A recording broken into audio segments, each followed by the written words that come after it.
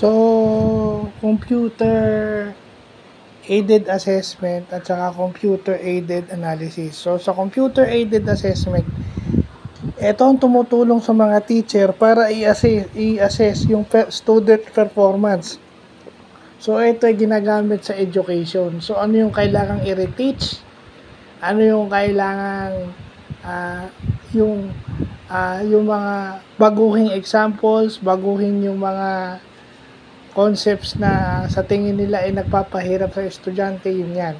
Pero pag sinabi mo naman computer-aided analysis, yun yung automatic computation. Gumagamit ka ng software and computers to calculate automatically.